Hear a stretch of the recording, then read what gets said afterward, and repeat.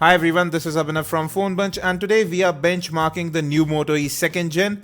It's a 3G variant which is available right now from Flipkart for Rs 6,999. Now it runs Android 5.0.2 Lollipop right out of the box. You can see the new stacked task manager. Now before jumping into benchmarks, let's have a look at hardware specifications. So you can see right here, it's a Moto E2 and it's running on Android 5.0.2. You have a 4.5-inch QHD IPS display in the front, 540 by 960 pixels. Now the 3G variant available in India is powered by a Snapdragon 200 Adreno 302 GPU. You have 914 MB of RAM available out of 1 GB to the system, 4.5 gigs of internal storage, 5 megapixel rear autofocus camera, and you also have a VGA camera this time around. A 2390 mAh battery, it's non-removable, and you have a proximity sensor, light sensor, as well as an accelerometer, all working fine. So now let's start with the benchmarks. The first one we are going to run is AnTuTu. Now we have fast forwarded all the benchmarks to get to the results quickly. Now the Moto E scored 17,711, which is a very good score for this chipset, but it's trailing quite a bit behind the Redmi 2 as well as the Lenovo A6000, the major competition that is available within the same price bracket.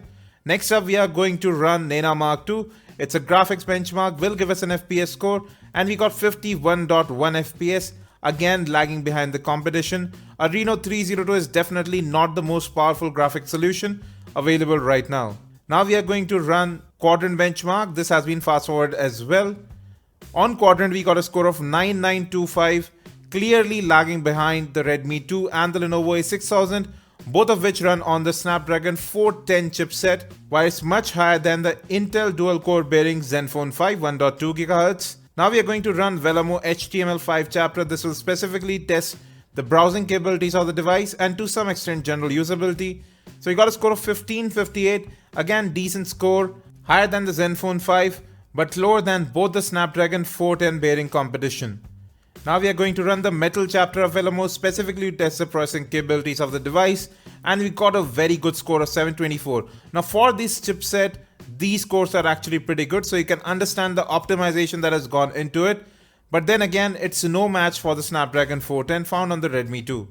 Now we are testing multi-touch capabilities. I have 5 fingers, 6 fingers, and you can see only 5 are detected. So it's a 5-point multi-touch display here. Now I'll just show you that apps are actually movable to the external storage. So you can see right here that you can go ahead and move apps. The data part will need to be in the internal storage. So you won't be able to install many high-end games since you are restricted to just 4.5 gigs. So you would be able to install 1 or 2 larger games. But yes, you can at least move app part. Now let me just plug in the USB storage. And you can see that it has not been detected and it's not mounted either. So USB OTG is not supported on this device. Well folks, that was a benchmark of the new Moto E 2nd Gen. Now this phone is actually performing much better than what the results show. In terms of comparison, yes, you would find that the Moto E is clearly the underdog here. But overall, in terms of general usability and performance, it's a pretty good device. Lollipop doesn't stutter on it. But yes, the Snapdragon 200 is no match to the Snapdragon 410 found in the competition within the same price bracket. We'll be back with more. Don't forget to subscribe, like and share. Any questions, do it us in the comment section. Stay tuned to phonebunch.com for the latest in mobile technology. Thanks for watching and as always, have a great day.